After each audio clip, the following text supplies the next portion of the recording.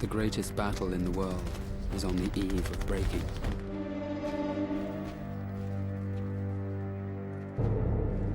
Please God, it may terminate successfully for us.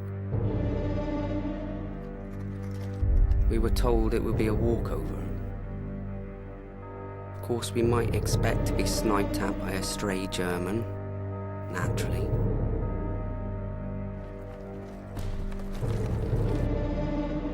Suppose one should lose one's head and get other men cut up. Suppose one's legs should take fright and refuse to move.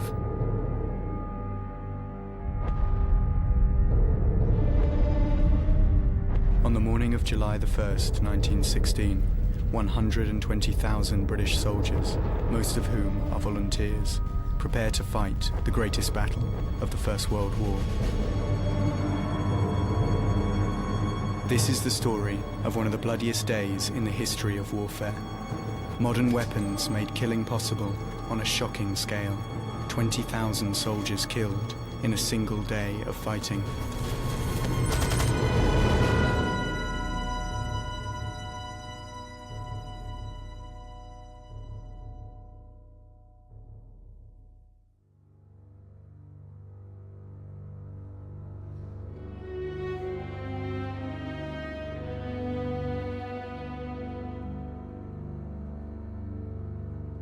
At the end of 1915, the Great War is not going well for Britain and France. After a year and a half of huge effort and heavy losses, large parts of France and most of Belgium remain under German occupation.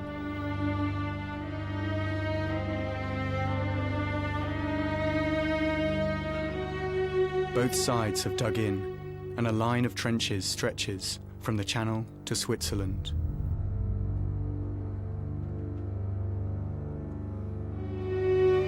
In early 1916, in an attempt to break the stalemate, the Allies agree to a joint summer offensive.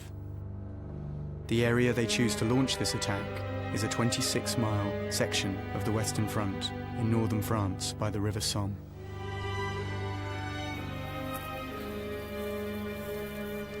There's a superior view up here, sir.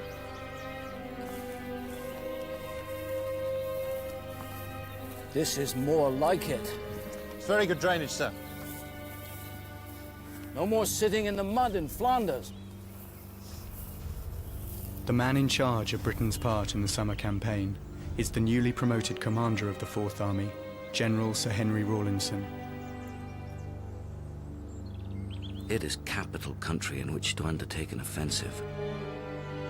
For the observation is excellent, and with plenty of guns and ammunition, we ought to be able to avoid the heavy losses which the infantry have always suffered on previous occasions.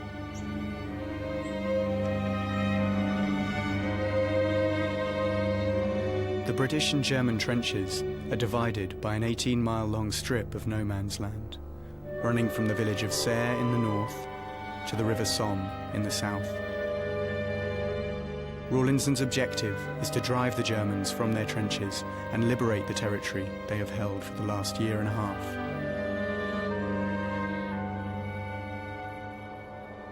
This will be his battlefield.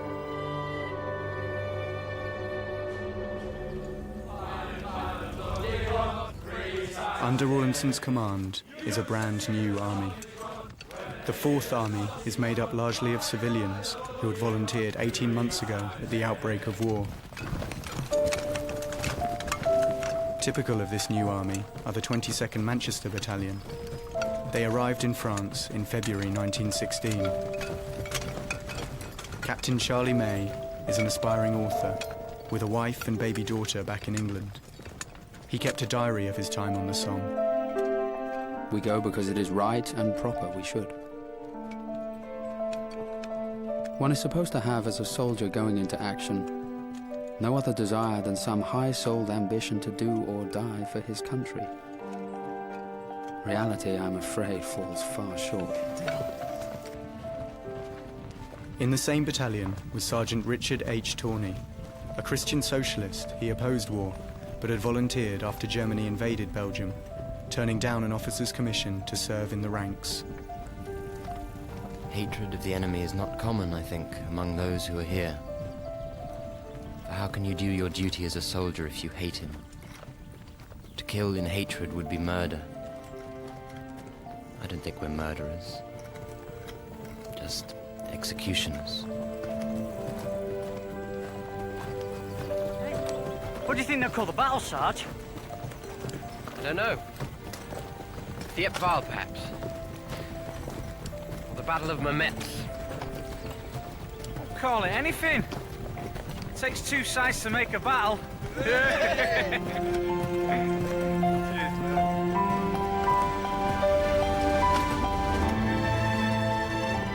Unlike Germany and France, Britain did not have a vast standing army to mobilize at the outbreak of war.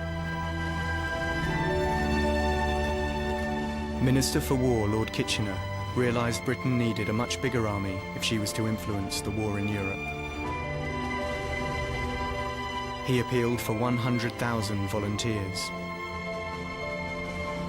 Within 5 months, 2 million men had responded to the call. A year and a half later, many are on their way to the Somme.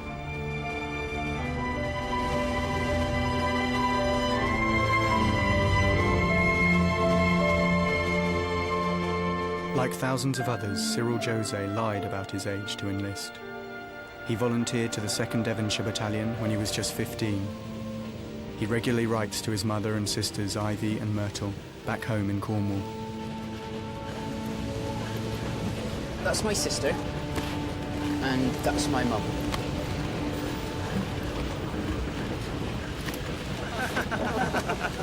What's so funny? Dearest Mert, we have just come back from church parade and Holy Communion. Chaplain asked me my name and where I came from. Asked me how old I was too. Of course, I couldn't tell a chaplain a fib, so I told him. Patted me on the back, said, "Splendid, splendid." Not bad of him, was it? Goodbye, and God bless you all. Love from Cyril. General Rawlinson's plan for the Somme is shaped by one major concern. Aware that his volunteer battalions have no battle experience, he opts for a simple strategy. It does not appear to me that the gain of 2 or 3 kilometers of ground is of much consequence. Our aim, rather, should be to kill as many Germans as possible with the least loss to ourselves. Fight and hold, gentlemen. Take what the Germans have, all along here, and invite them to try and take it back.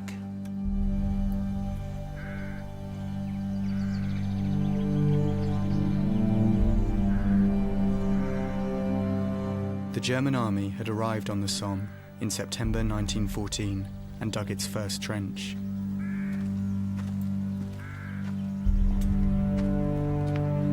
A year and a half later, this has grown into an almost impenetrable defensive system. Trenches created a new kind of warfare. With miles of barbed wire and hundreds of machine gun posts protecting them, every attack is extremely costly.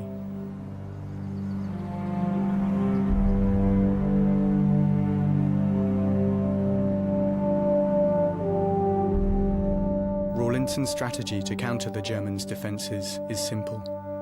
A long artillery bombardment will destroy the trenches and kill the German soldiers. He will then send the infantry over the top to march unopposed across no man's land. They then repeat the process, trench by trench, across the entire front. Wir dachten schon, du wärst nach Hause gegangen. Hier ist doch zu Hause. Lass mal versuchen, das ein ganz... With bunkers up to 40 feet underground, often with electric light, for German conscripts like Private Eversman, the Somme is one of the safest places on the Western Front. He kept a diary of his time there. We sit here doing not very much. Apart from the rats and lice, who are always with us, it is not too bad.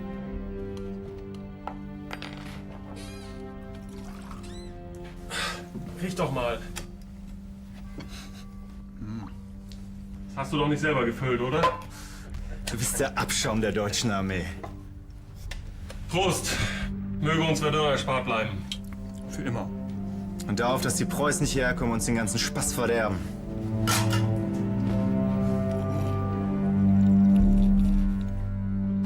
It must become second nature!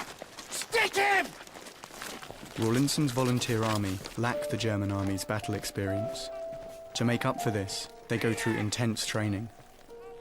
For 16-year-old volunteer Cyril Jose, drill in the British Army's traditional weapon is relentless. Dearest Ivy, stand back. I've got my own rifle and bayonet. New ones. With the bayonet fixed, it reaches up to my ear from the ground. Don't tickle him! Give me that rifle. Low point! Whack! Withdraw! Whack! Symbol! Nearly got it hot today. I had my bayonet fixed in my room with the sheath off and pointed it at another chap. Just then the sergeant walked in. Keep those lines straight! By George, didn't he swear? He told me it was one of the greatest crimes in the army to point your bayonet at anyone. Said I could have got 3 months confinement. Become second nature!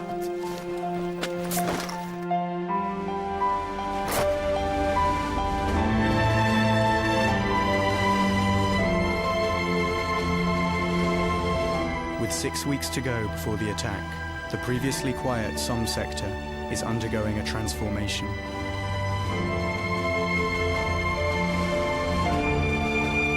Shells have to be stockpiled. Roads have to be built, drains dug, water pipes and telephone lines laid.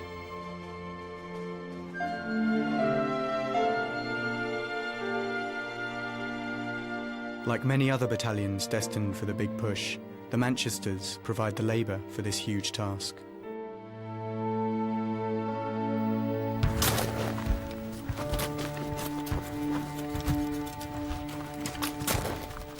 A clerk before he joined the Manchesters, Arthur Burke describes the preparations for attack to his brother back home.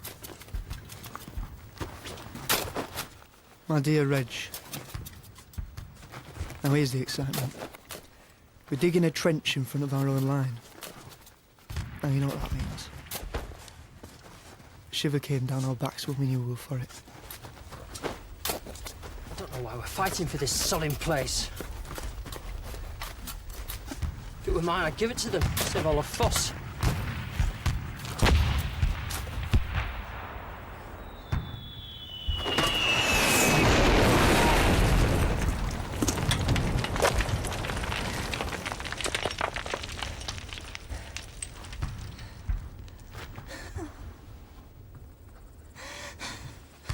Don't worry about them buggers.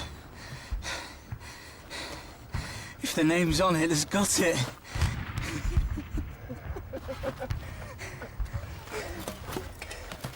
Of course, Fritz heard us coming, so he began giving us a warm time. And you know you can't dig without making a noise. So when we did start, our friend over the way didn't have to get his wind up. We were dodging and digging from 11 till 2:30 a.m. Wasn't we glad when time was up?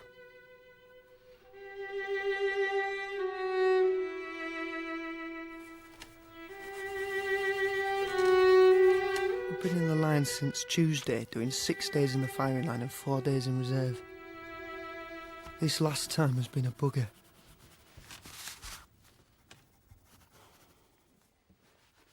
For Captain May and Sergeant Tawney, censoring the men's letters is a daily duty. I hate doing this.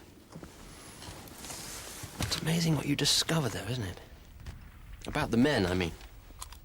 I'd rather not know some of it. You know Dooley, Prince's platoon? He was sitting on the Parados one night, while the batteries were firing. One of our shells, pitched short, entered the ground with a fierce thud right under the spot where the man was sitting. It was a dud. Lucky old Dooley.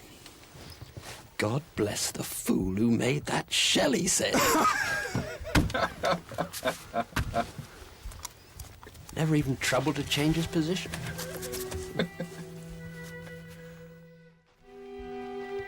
Cyril Jose writes home, describing the build-up for the big push with the 2nd Devonshires. My dearest mother, we had rather a rough time. We've been working on building the parapet thicker besides doing sentry duty, so we can only get a little sleep between reliefs. If I have 3 hours sleep in 24 hours, I consider I have done well. I hope you've not been worrying. God bless you, Cyril.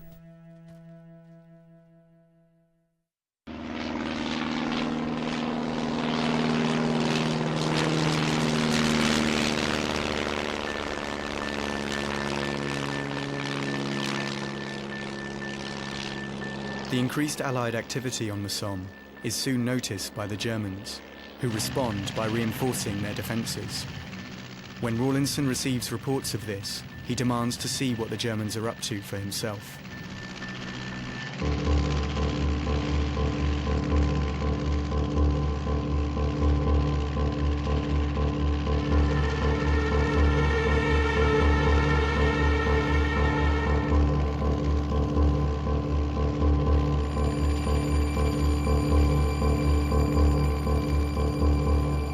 Rawlinson discovers that the Germans have not been idle. They have started building a whole new line of trenches beyond their 2 existing ones. It is an ominous sight, signalling that the Germans intend to fight hard to hold every single yard.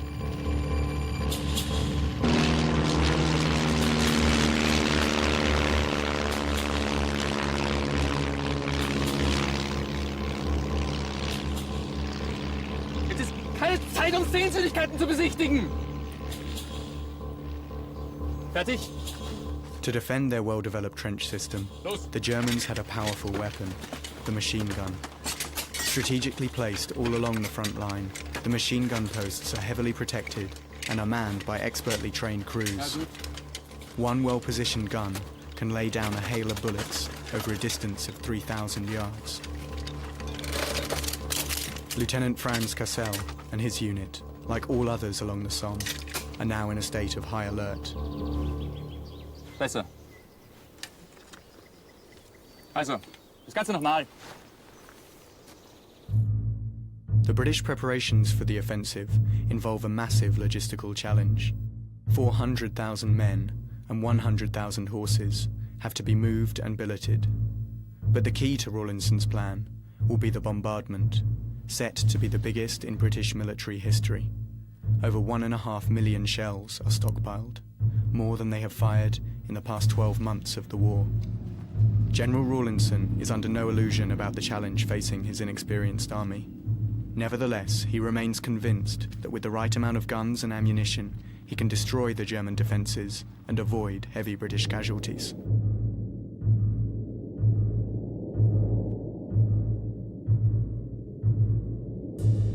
On June 24th, 5 days before the attack, the guns begin the methodical destruction of the German trenches.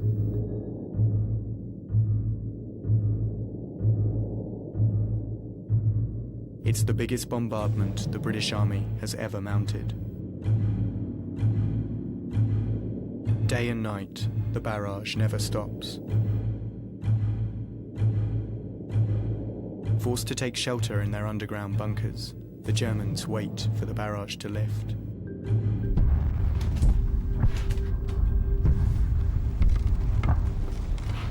Lieutenant Cassel and his machine gun crew are in the defences at Thiepval.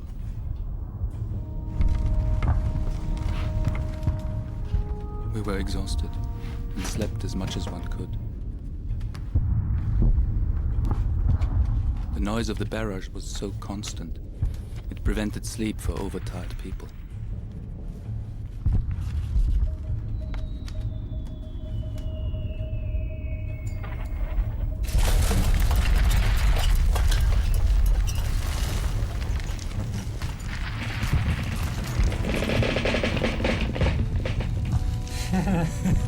Entschuldigung.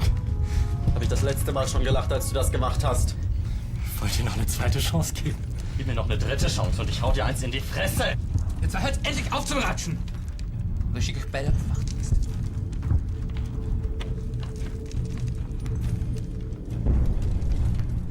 There was only one anxiety. Could one rely on the sentries? They stood on the top steps of the dugout and had to watch across the parapet to see whether the enemy was coming across. Day long, night long. And not all men are heroes.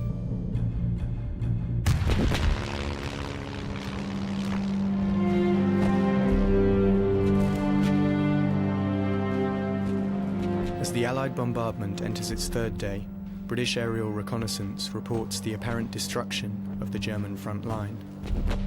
Trenches have been levelled, lines of supply and communication cut, but unseen from the air, thousands of German troops are still safe in their bunkers. After 72 hours of constant bombardment, conditions for Private Eversman are swiftly deteriorating. Von der MG-Einheit. Die hatten was übrig? Jeder hat seinen Anteil genommen.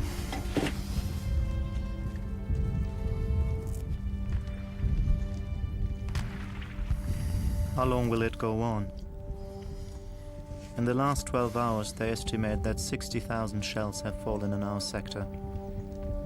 Every communication has been cut.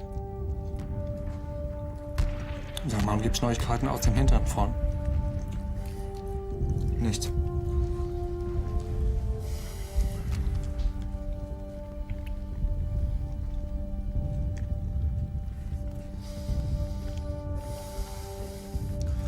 Die Briten scheinen uns am langen Arm verhungern lassen zu wollen. Gibt's ja nicht. It cannot last much longer. They say their munitions will soon be done. But when will they attack? Tomorrow? The day after? Who knows? It wasn't just their dugouts that protected the Germans. Although the British bombardment was on an unprecedented scale, many thousands of their shells failed to explode. General Rawlinson is unaware of this and believes that his artillery has destroyed the German defences completely. All along the front line, British troops now ready themselves for the fight with the enemy that they volunteered for almost 2 years ago. Sir. Over there.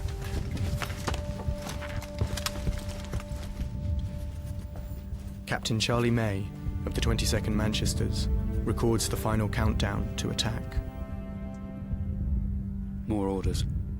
Still they come. The foolscap is piling up into formidable piles. One almost begins to feel that if any mistake is made in the fight, it will be from over-organisation. Rawlinson's meticulous plan details the objective of every single man due over the top. So that's A Company on the left, then us, B, and D Company. We're all in the first wave going over at 0 hour. So, we'll follow a creeping barrage laid down by our 18-pounders to Black Trench, a gentle walk. Then, when we get here, the barrage will lift on to the next target over there in Danzig Alley. We will then reassemble, ready for the final objective, which, as you're all aware, is here and here. Sergeant. Every 10th man will wear one of these polished pieces of metal on his back to enable our artillery to spot our progress. And if the sun doesn't shine, sir? Oh, I'm quite sure GHQ will have organised that. Finally, the use of the word retire is absolutely forbidden. And if heard, can only be a ruse of the enemy and must be ignored. Good. Carry on, Sergeant.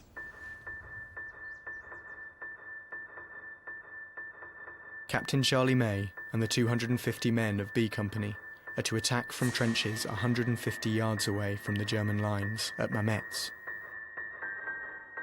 Their objective is to take a series of enemy trenches culminating in Bunny Alley and Fritz Trench.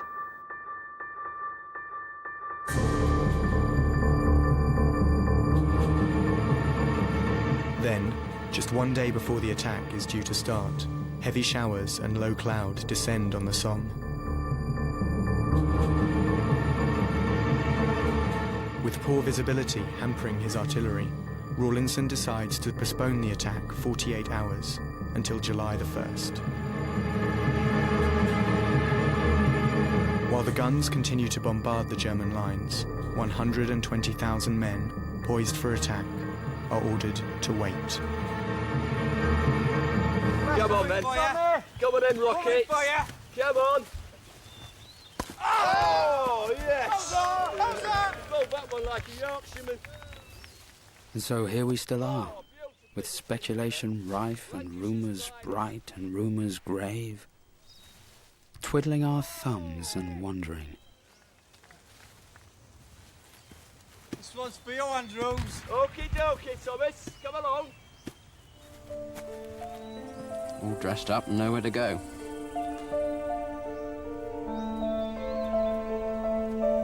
Oh, beauty. The news from everywhere today is excellent. The moment seems very auspicious for us to strike. Whoa! Out!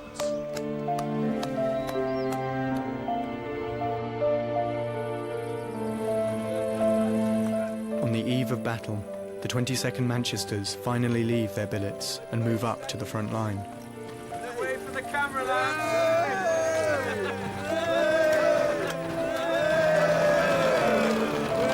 We're off to get Prince's son.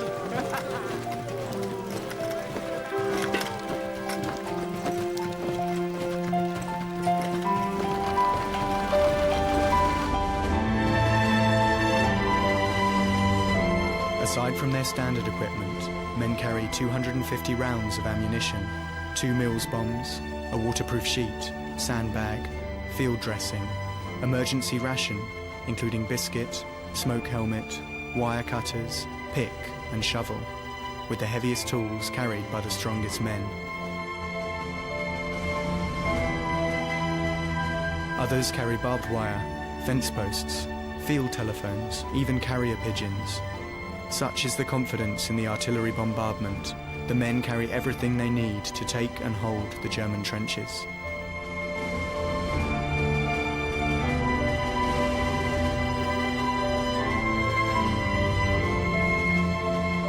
This immense, overwhelming tranquility of sky and down, uniting us millions of enemies and allies in its solemn, unavoidable embrace, dwarfed into insignificance the wrath of man and his feverish energy of destruction. It was a perfect evening. One forgot the object for which we were marching to the trenches. Is that the new rest home?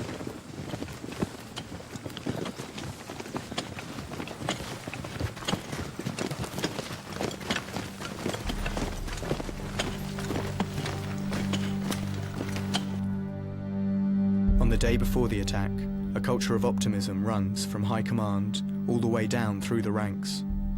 Brigadier General Rees has recently taken command of the 31st Division's 94th Brigade.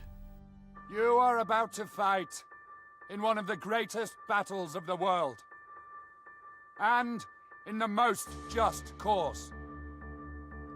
Remember that the Empire will anxiously watch your every move. Keep your heads, do your duty, and you will utterly defeat the enemy. You will be able to go over the top with a walking stick.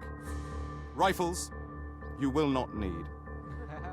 As the Major General said, all we'll find in Thiepval is the caretaker and his dog. You may take prisoners, and if you do, they'll be sharing your rations, not mine. Any shirkers refusing to go over or caught behind the line will be shot.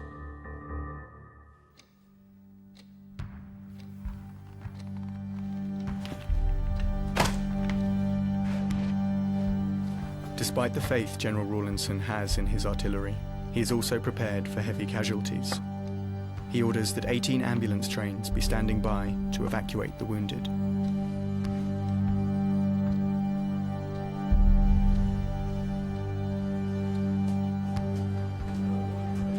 American Heiress Mary Borden left Chicago to work for the Red Cross at the outbreak of war. She has since set up a mobile hospital attached to the French army who were fighting alongside the British on the Somme. 10 kilometers from here along the road is the place where men are wounded. This is the place where they are mended. We send our men up the broken road between bushes of barbed wire, and they come back to us, one by one, in ambulances lying on stretchers. We conspire against their right to die. We experiment with their bones, their muscles, their blood. Vous avez tout ce qu'il vous faut? Très bien. Mademoiselle, je vous aime. When we hurt them, they try not to cry. Often, they apologize for dying.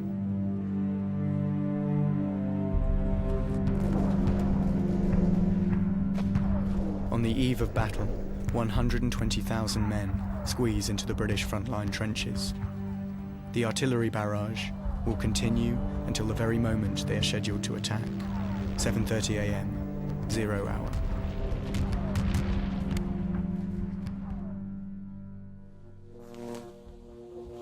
After 6 days and 6 nights under constant bombardment, Private Eversman writes what he believes will be his final diary entry. My head is like a madman's. The tongue sticks to the roof of the mouth. Almost nothing to eat and nothing to drink. And no sleep. All contact with the outer world cut. Haven't we had enough of this frightful horror? This hell concert? If I may not see my loved ones again, I greet them with that last farewell. All along the front line, men write what could be their final messages home to their families. Cyril Jose, who joined the army when he was only 15, writes to his mother back home in England. My dearest mother, so sorry I haven't written before, but after I wrote you last we went in the trenches, and it was too wet to write. Weather spanking up to now, though Fritz chucks his weight about a bit just to relieve the monotony. Lots of skylarks singing over the lines. We hear one first just before standing to arms in the morning. Ivy asks whether I've grown taller, shorter, thinner or stouter. Well, I think I've grown a bit taller and bigger. About 5'6.5" I must be now. Was 5'4 3/4 when I enlisted. We'll write again soon as poss. Goodbye for time and God bless you all. Best love from Cyril.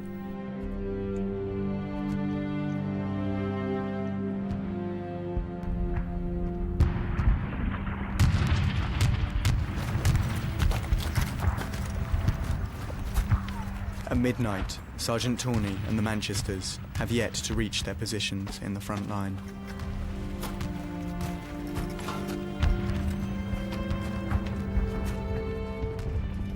I don't know anything more exasperating than walking 1 to 2 miles with a stoppage every 10 or 20 yards.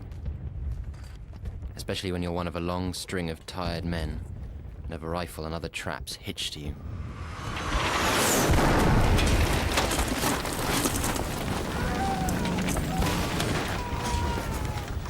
Come on, what is the problem up there? Some box up, Sarge.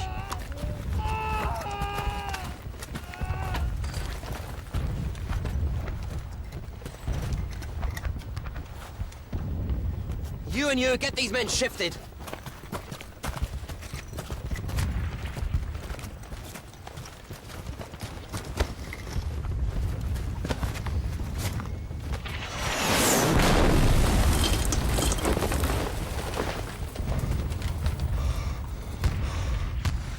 Sorry, pal.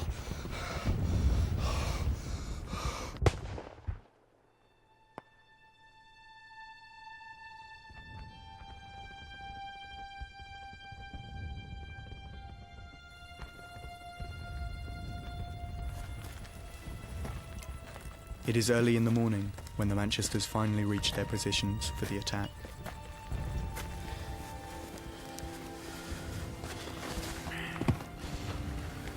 For you. Thank you.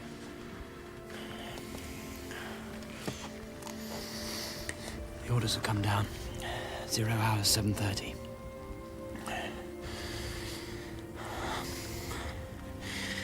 Heard some of the men singing the Marseillaise earlier on. You know, I know what it is. If you want to know, I don't give a damn about France. The Jerrys can have it. Well, we're here now. And they're not going to push us around.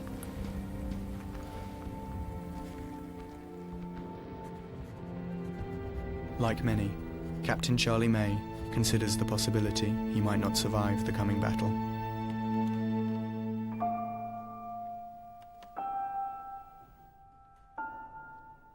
I must not allow myself to dwell on the personal. There is no room for it here. Also, it is demoralizing. But I do not want to die. Not that I mind for myself. If I have to go, I am ready. But the thought I may never see you or our darling baby again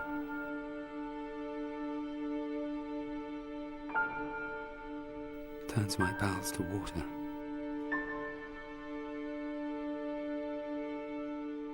It may well be that you will only have to read these lines as ones of passing interest.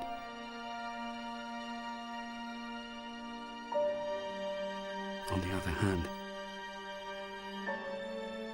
they may well be my last message to you.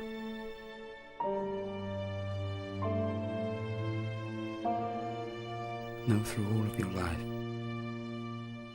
that I love you and baby with all my heart and soul.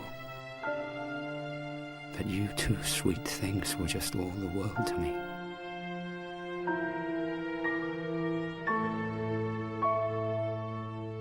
I pray God I may do my duty.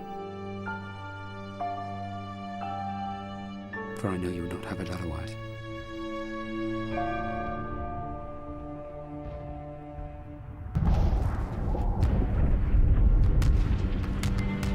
Saturday, July 1st, 1916. The British Army prepares to launch its biggest attack of the First World War. Its volunteer army, untried in battle, is about to face the ultimate test. Sergeant Tawney witnesses the final frenzied bombardment of the German line.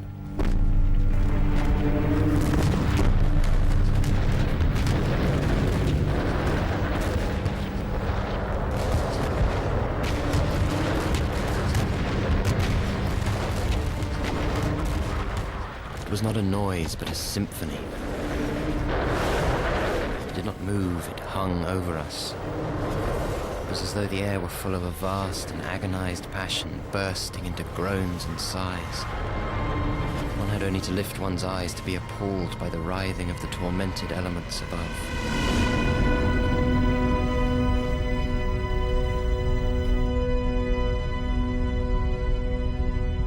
Miles north, the 2nd Middlesex have the greatest distance to their objective, 750 yards of no man's land, nicknamed Mash Valley.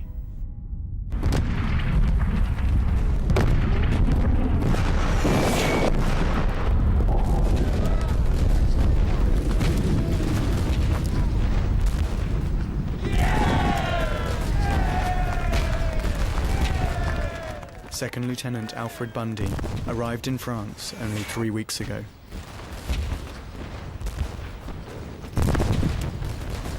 It is freely stated that there will be no resistance.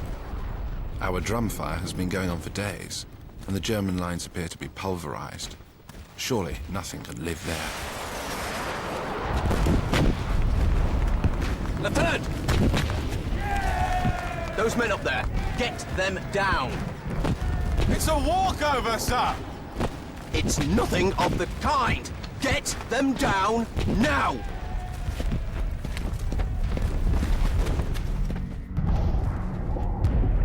In command of the 4 battalions of the 94th Brigade on July the 1st, Brigadier General Rees has a perfect view of the final bombardment.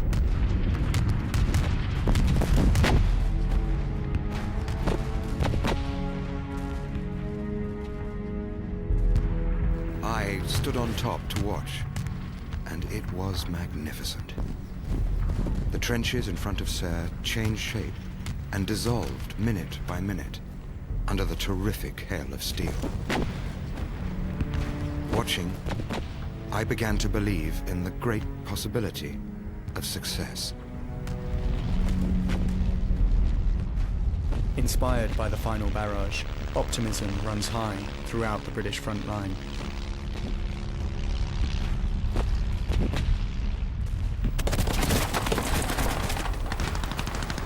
But Captain Charlie May is not so confident. Our gunnery has wrecked his front-line trenches, all right. But we do not yet seem to have stopped his machine guns. These are popping off all along our parapet as I ride. I trust they will not claim too many of our lads before the day is over.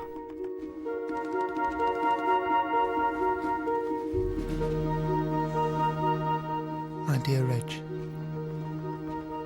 these are a special few lines which I want you to take care of until perhaps you hear from me again.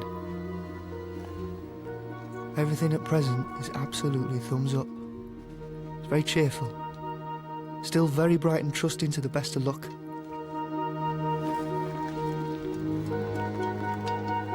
Remember me sincerely to my numerous, kind, good old friends. My dearest love to Ma, Tot, Monty and babies. Trusting this is au revoir, not goodbye.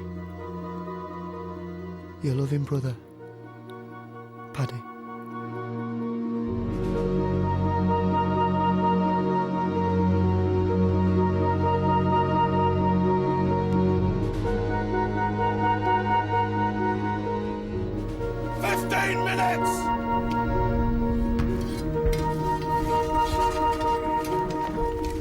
Suppose one should lose one's head and get other men cut up. Fix! Give it here, Jimmy! Suppose one's legs should take fright and refuse to move.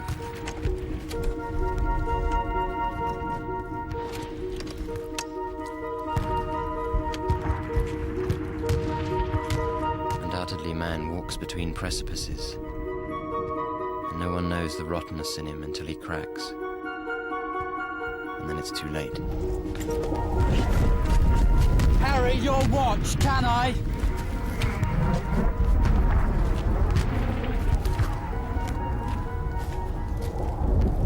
Thanks. Here, it's difficult, let me.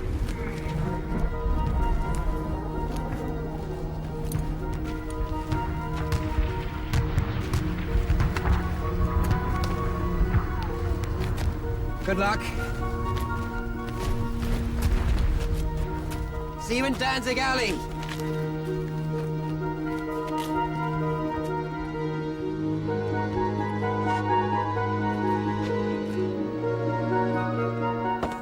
Do not shout! Do not run! And for God's sake, boys, do not bunch!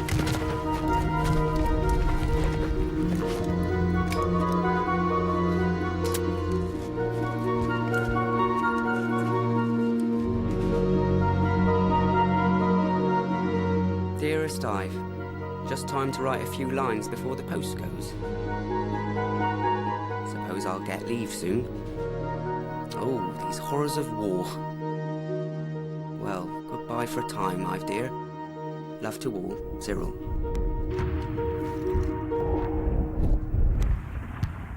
"4 miles behind the front line, Rawlinson and his staff officers watched the culmination of their months of planning.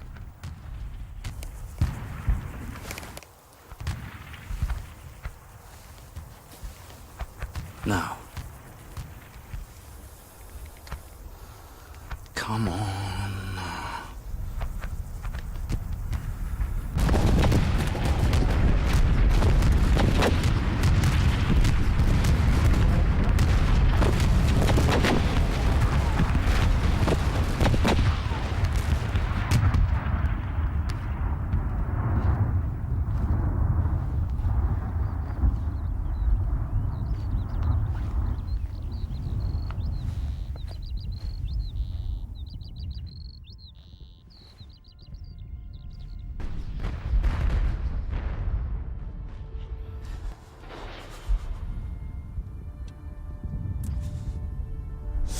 God's sake!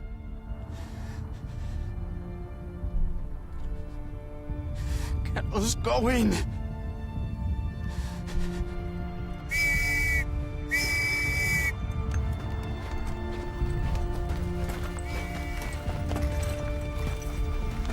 Right on schedule, at 7:30 a.m., along the entire 18-mile front, 60,000 men leave their trenches and start out across no man's land.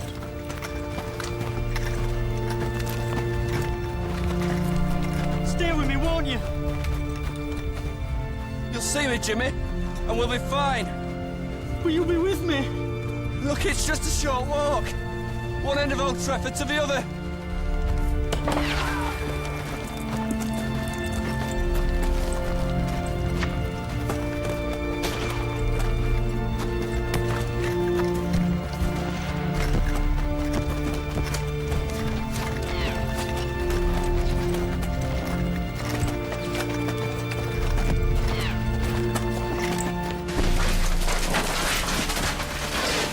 Lieutenant Castle and his machine gun crew have survived the bombardment. Das ist es jetzt! Los, los, los! Macht schon! Macht schon! Like thousands of other Germans, the end of the barrage is the cue to leave their bunkers and defend their front line. They rush out of their dugouts and run to man the machine gun posts.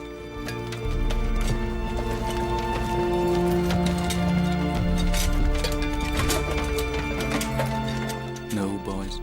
We are still alive. The moles have come out of their holes. Sie kommen! Sie kommen!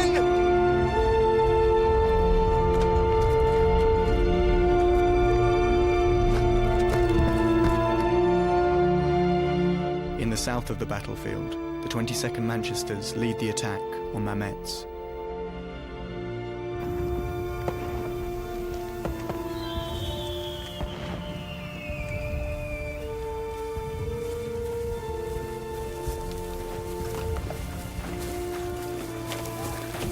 Keep extension! We had 900 yards of rough ground to the trench that was our first objective, No bunch on your left! and about 1,500 to a further trench where we were to wait for orders.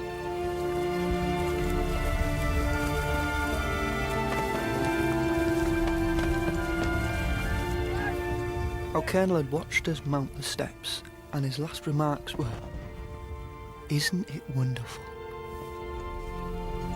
We extended to 6 paces and walked. In the centre of the battlefield, the 2nd Middlesex are halfway across Smash Valley.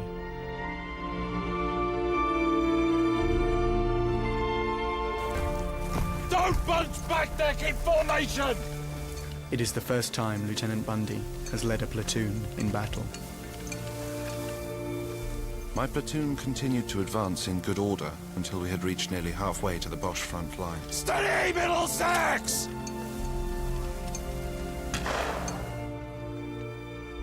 Here they come. The khaki yellows. Not only has the British bombardment failed to cause heavy casualties among the German troops, it has also failed to cut through much of their barbed wire. Advancing British soldiers are forced to funnel through any gaps in these defences, making them easy targets for machine gun fire. Schussweite! 300 Meter! Fertig! Feuer!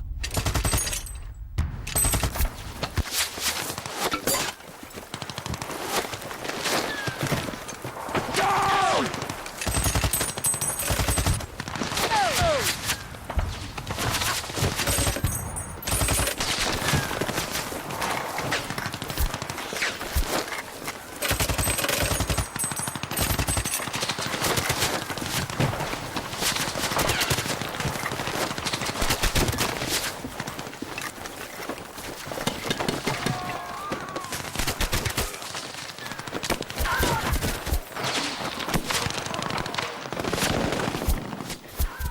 I shouted down, but most of those that were not hit had already taken what cover they could find.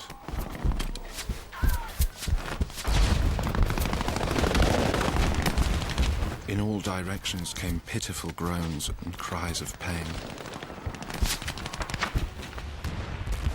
Less than a mile away, the 2nd Devonshires start their attack at Auvillers. Cyril Jose is in the first wave at 7:30.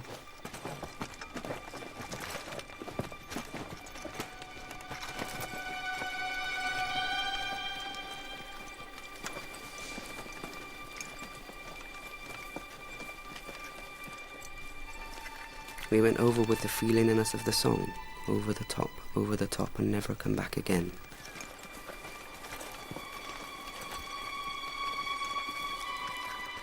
People say you go absolutely mad. You don't. I've never felt so cool and matter-of-fact in all my life. I was surprised.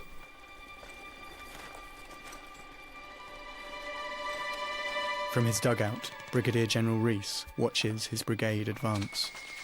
I have never seen a finer display of individual and collective bravery than the advance of that brigade.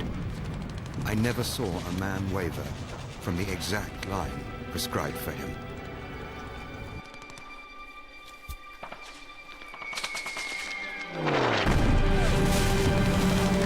I was still more surprised by the reception.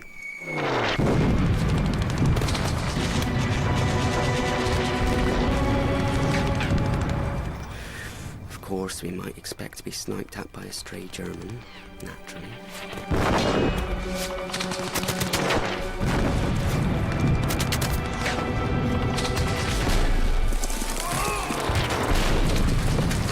You know what a hailstorm is.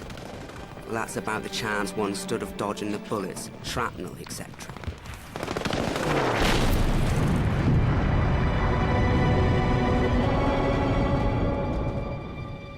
Old Johnny has had me for a target for over 13 months, chucked all kinds of stuff at me, from coal boxes to iron foundries.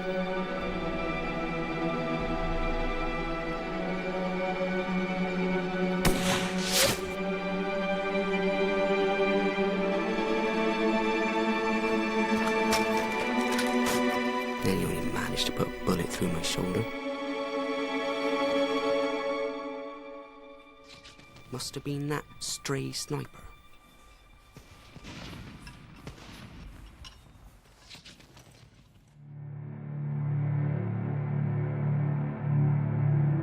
As Brigadier General Rees watches his men decimated by machine gun fire, there is worse to come. The German artillery, which the British thought had been destroyed, begins to open fire.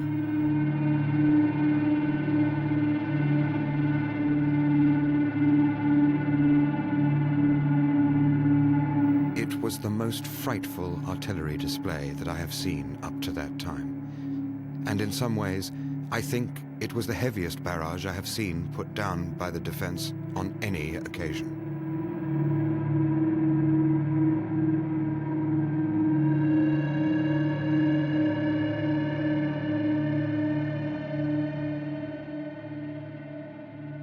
In the far south, the Manchesters have crossed no man's land in 15 minutes and taken the enemy trench that is their first objective.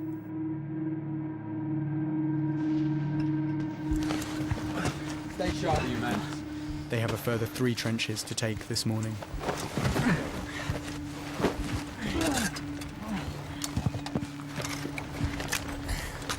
If it's all like this, it'll be a cakewalk.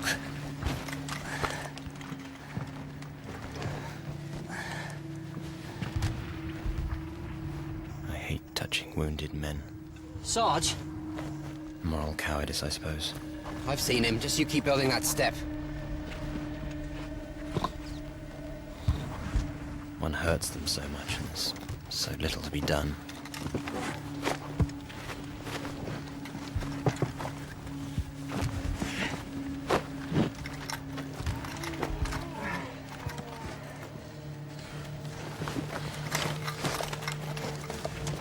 We're losing the barrage. Leave the wounded, get the men ready to move.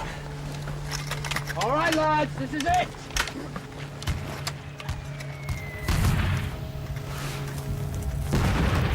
Captain May's company move on to their next objective, but they are a few minutes behind schedule.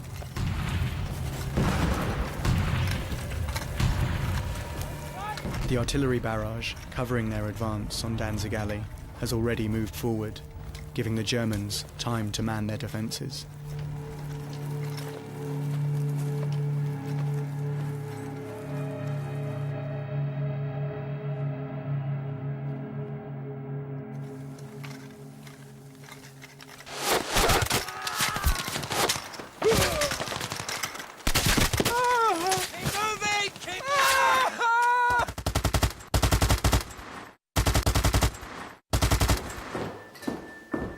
Rawlinson arrives at his headquarters 4 miles behind the front line and receives the first reports on the battle. Enemy barrage reported feeble. I know that. I was there. Anything in the last few minutes? From 8th Division, sir.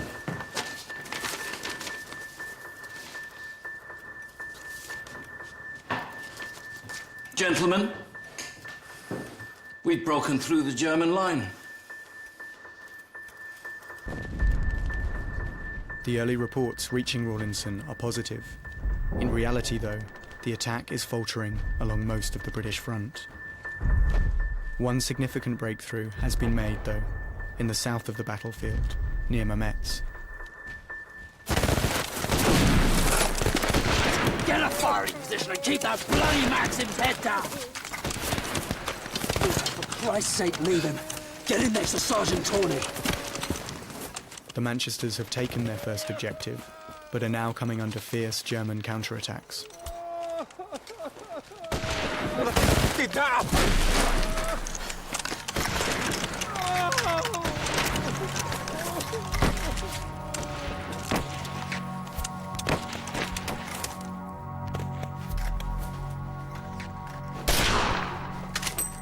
The Germans were brave men, as brave as lions. It was insane. It seemed one couldn't miss them. Every man I fired at dropped, except one. Him, the boldest of the lot, I missed more than once.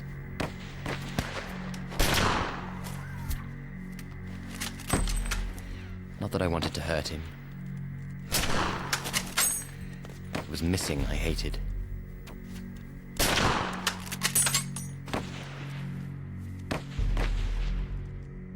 That's the beastliest thing in war. The damnable frivolity. God forgive us all.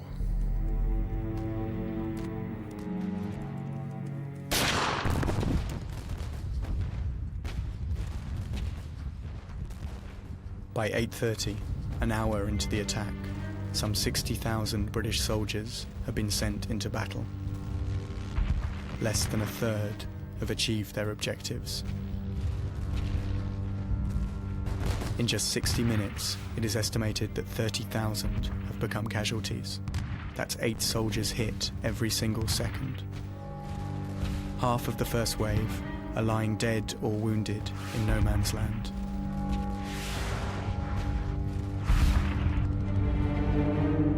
Throughout the morning, a further 60,000 British soldiers go over the top.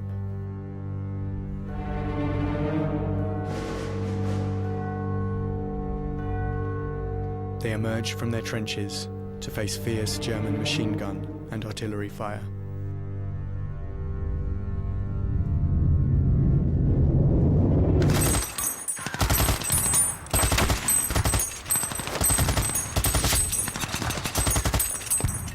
For Lieutenant Kassel and his machine gun unit, the advancing troops are an easy target.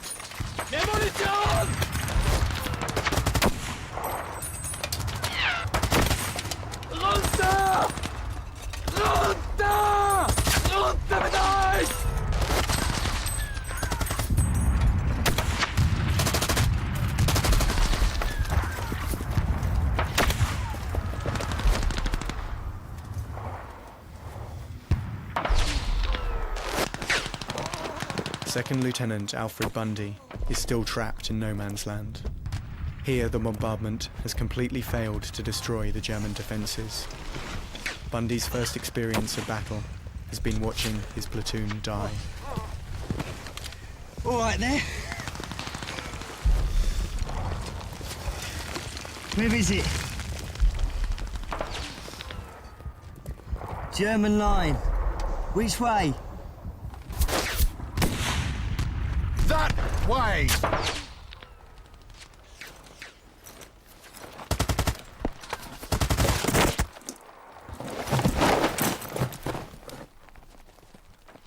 A massacre is unfolding across the 18-mile front.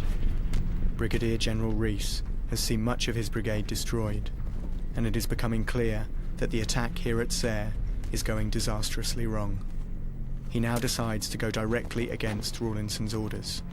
What does signal say? Line's dead, sir.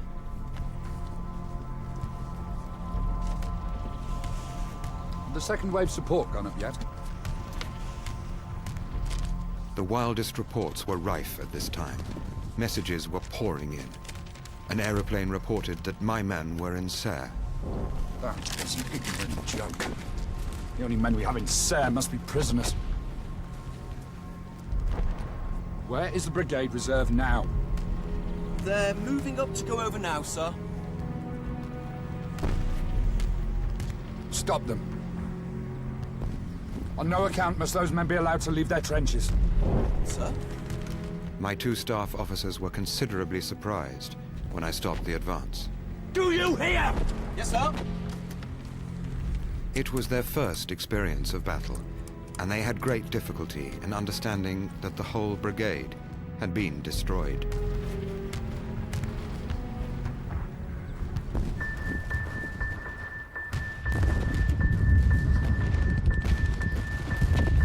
By mid-morning, tens of thousands of men are pinned down, wounded or dead in no man's land.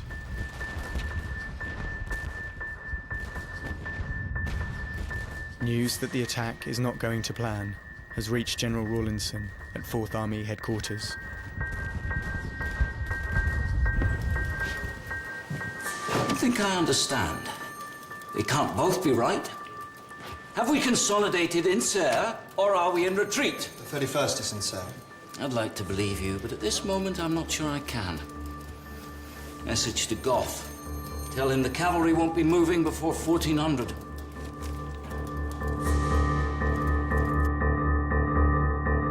Rawlinson's only significant breakthroughs are in the far north and south of the battlefield. But amidst the confused reports arriving at headquarters, rather than push home the advance with his cavalry, he decides to wait.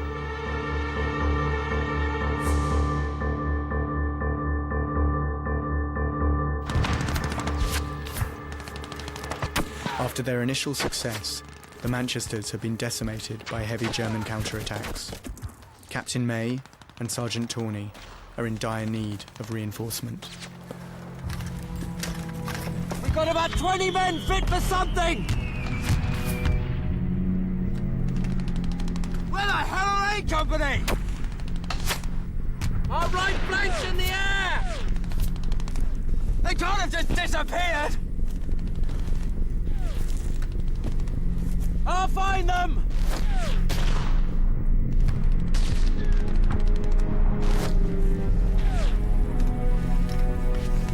Wait!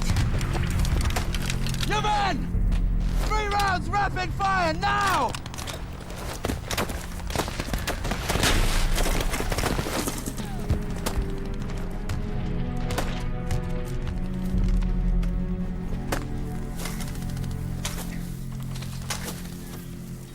In a desperate search for more men, Sergeant Tawney sets off back towards the British lines.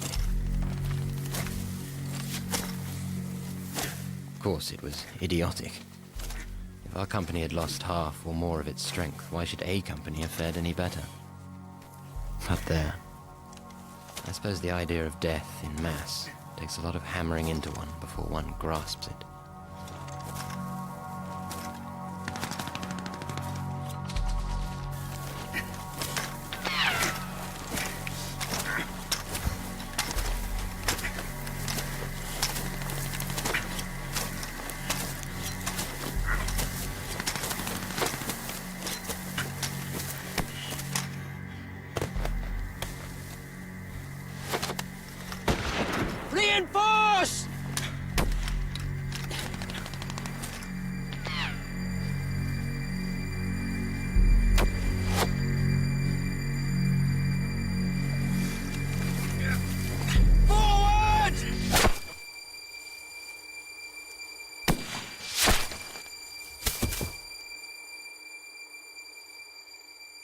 Tawny's search for reinforcements is over. By midday, Rawlinson has started to learn the full extent of the failure of his plan. Is it true? We're not in Thiepval. It's been pretty brisk. And sir? Sharp there too. Casualties are already starting to arrive at Mary Borden's hospital. Most of the wounded, however, are still stranded on the battlefield. It was my business to know which of the wounded could wait and which could not. If I made any mistakes, someone would die on their stretchers on the floor under my eyes, who need not have died. Donnez-lui de l'eau s'il en réclame. I've learnt to read the signs, from what is written on their tickets, and from the way they look, and the way they feel to my hand. My hand can tell of itself one kind of cold from another, can tell the difference between the cold of night and the stealthy cold of death.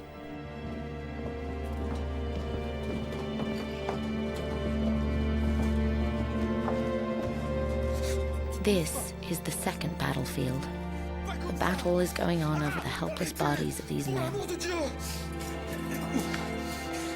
Un blessé au poumon vient d'arriver, vous pouvez le prendre? Dans 5 minutes. Mademoiselle, attachez ses bras. Qu'est-ce que vous faites? Qu'est-ce que vous faites? It is we who are doing the fighting now, with their real enemies.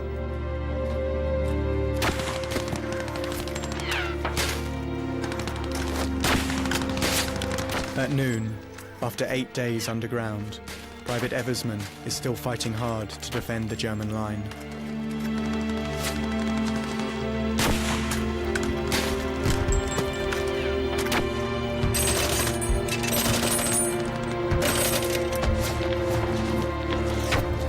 Lieutenant Alfred Bundy has been pinned down in a shell hole in no man's land since the attack started 4.5 hours ago.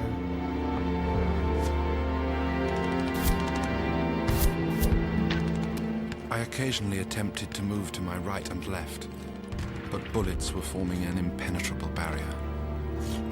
I was almost tempted to take a chance and crawl back in daylight.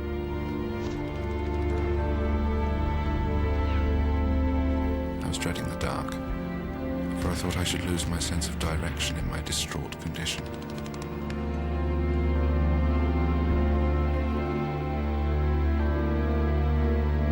Out of the 800 men of Lieutenant Bundy's battalion who attacked that morning, 540 have been wounded or killed.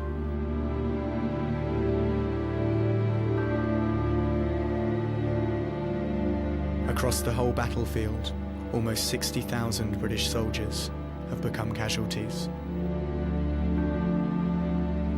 6 times the number expected by Rawlinson.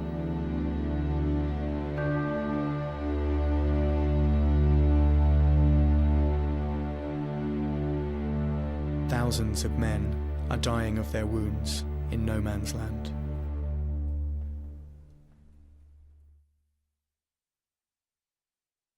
This is death.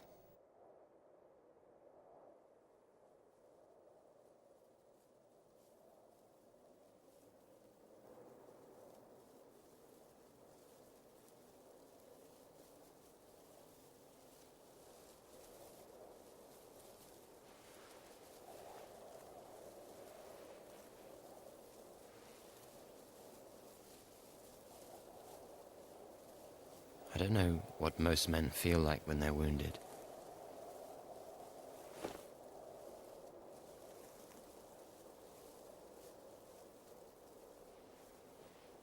What I felt was that I'd been hit by a tremendous iron hammer, swung by a giant of inconceivable strength, and then twisted with a sickening sort of wrench.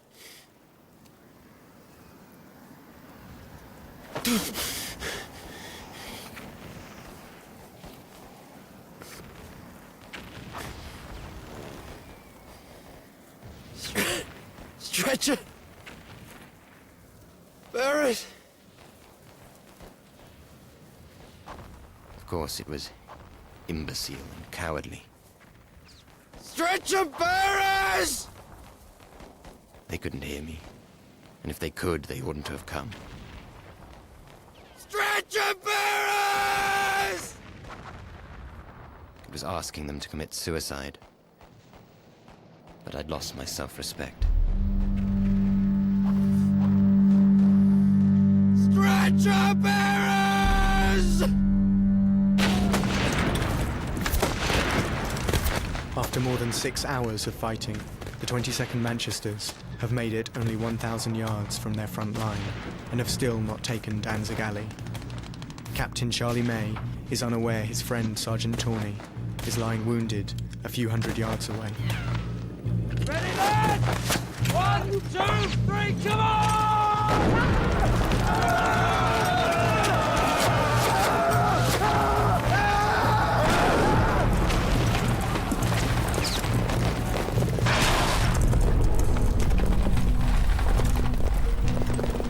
Stick on! Stick on, lads! Finally, the Manchesters break through into Danzig Alley. Now face to face with the enemy, fighting with bayonet and hand grenade begins.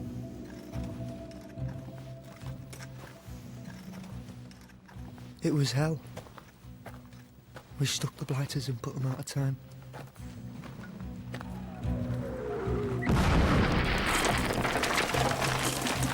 They threw up their hands. Mercy, camarade. We give them mercy. I don't think. Stick 'em! Stick 'em, lads!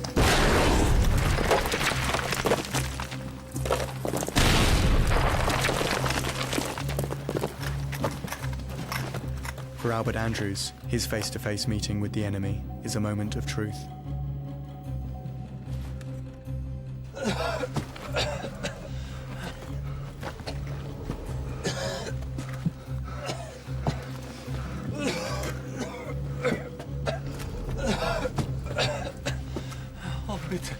Oh, bitte, mein Herr, bitte. Lassen Sie mich am Leben. Ich habe 3 Töchter, die jüngste ist erst 2 und meine arme Frau muss den ganzen Hof alleine machen, bitte. I was on guard and had my bayonet at his chest. He was trembling and looked half mad, saying something to me which I did not understand. Das gehört alles Ihnen, das ist alles. Bitte bringen Sie mich nicht um, bitte. All I could make out was that he did not want me to kill him. Out of the way, Bert. Oh, bitte. Allmächtiger. Haben Sie Erbarmen. Denken Sie an meine arme Frau, Männer. Look at him! Gott, ich lass die Engländer mit mir Erbarmen haben. Come on!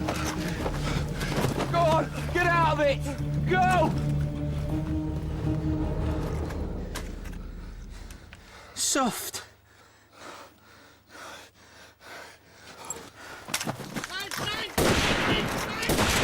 That's for my brother! And that's for when you're in the trenches!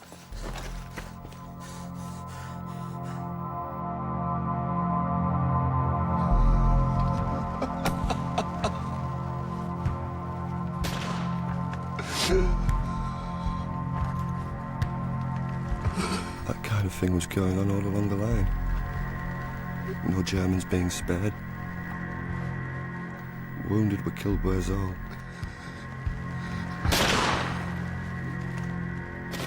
We hadn't exactly been told no prisoners, but were given to understand that was what was wanted. The same kind of thing occurred at the 2nd German trench, and the 3rd. We captured many guns, etc. All sorts of souvenirs. But the souvenir I treasure most is my life. Pray to God, Reg, and thank him for sparing me such mercy.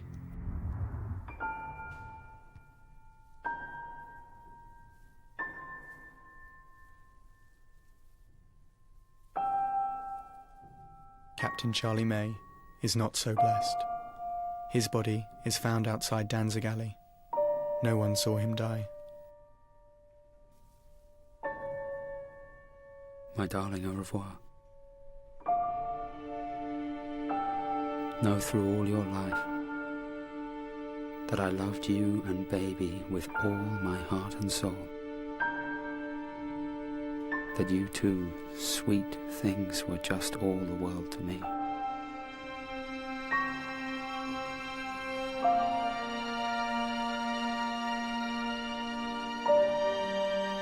May's battalion have taken their objective at enormous cost. Of the 820 men of the 22nd Manchesters who attacked that morning, 472 have been killed, wounded, or are missing.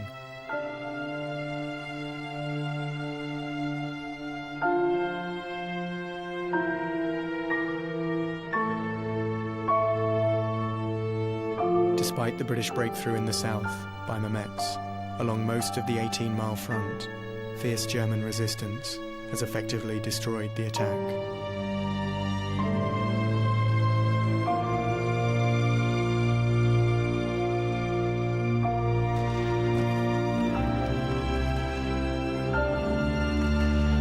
Lieutenant Cassel is wounded in the fighting at Thiepval. By late afternoon, he is able to leave his machine gun unit to receive first aid.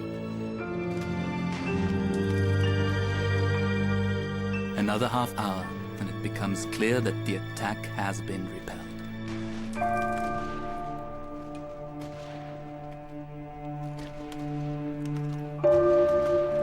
I find Captain Meschenbier of the 3rd Company suffering from a heart attack. Now only a few men from the 2nd line remained alive.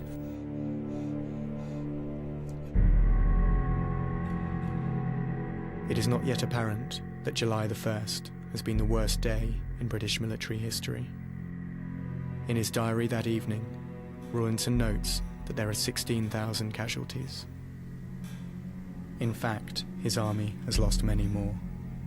Almost 40,000 lie injured, and over 19,000 men have been killed.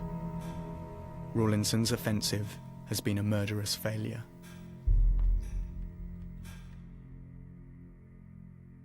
Only a fraction of those lying wounded on the battlefield are evacuated to hospital.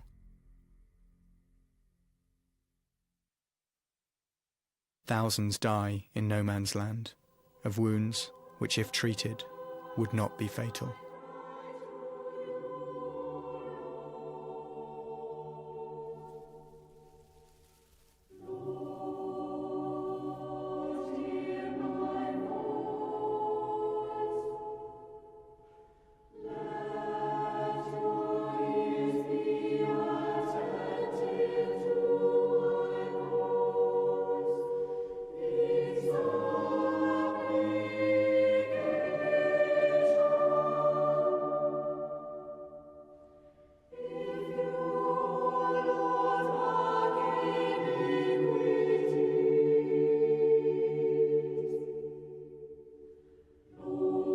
After hours lying in no man's land, Sergeant Tawney is found by a medical officer.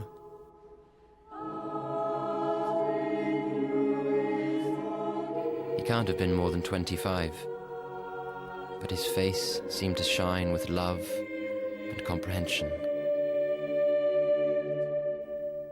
He listened like an angel while I told him a confused yarn. Then he said I had been shot by a rifle bullet and gave me morphia. Later I realized he thought I was done for. But after I felt that divine compassion flow over me, I didn't care.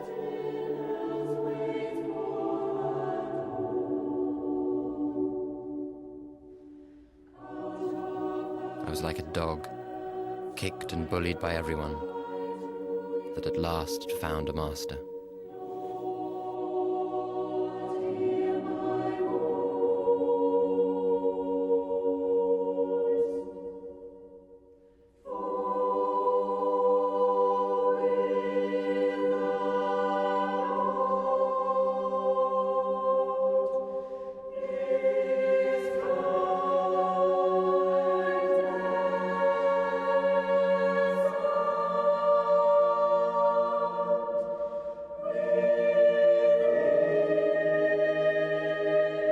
We are your ghosts. In this game, played by monkeys, organized by lunatics.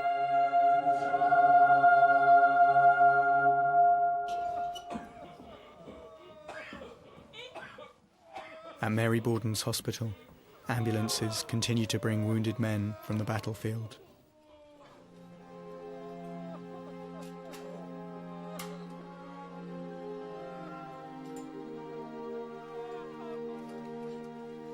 The air was thick with steaming sweat, mud, dirt and blood.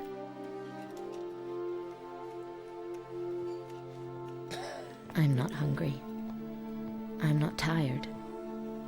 I am busy.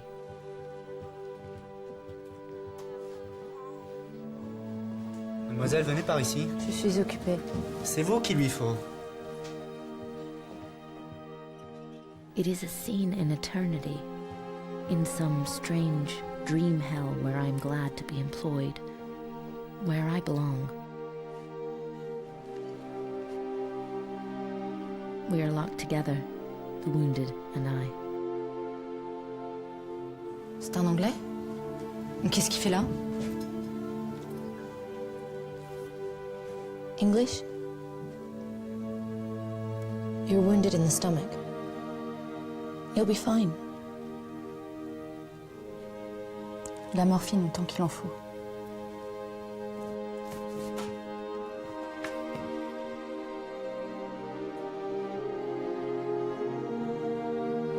Private Eversman is one of an estimated 8,000 German casualties. His diary is found on the evening of July the 1st. What will be the outcome? Heaven knows. Shall I live to see the breaking of a new day?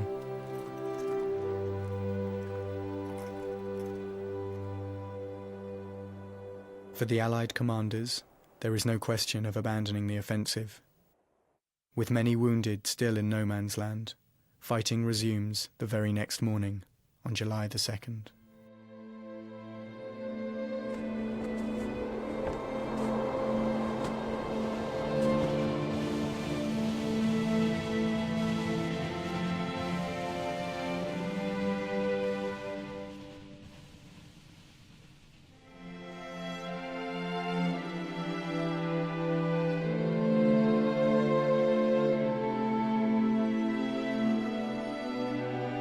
"17-year-old Cyril Jose is one of the lucky ones.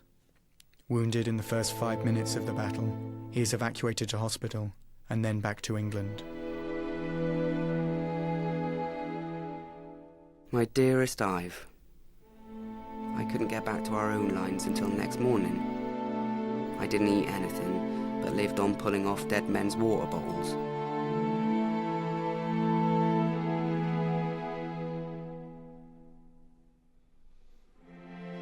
About 6 a.m. I began crawling back. Old Johnny sniped at me all the way back, but I dodged him by getting in the shell holes.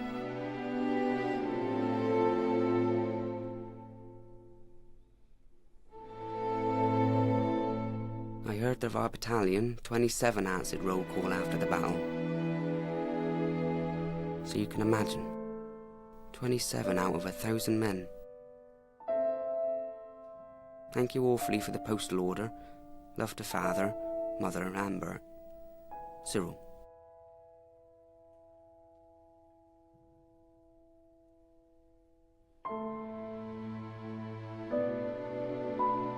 Like so many others, Captain Charlie May was buried where he fell.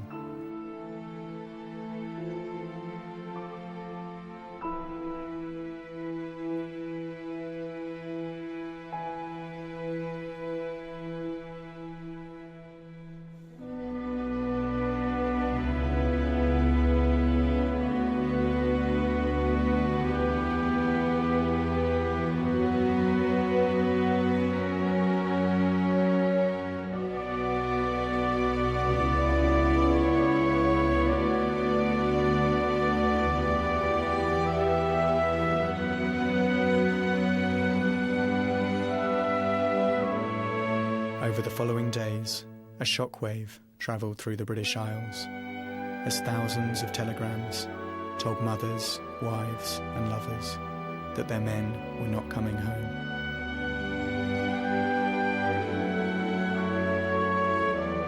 The battle on the Somme ground murderously on for another 4 months, until it fizzled out in November 1916.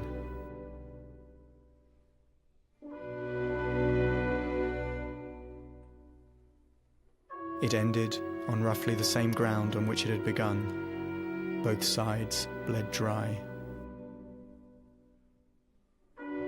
The final combined casualty figure for the British, French, and German soldiers who fought there was over 1 million dead, wounded, or missing.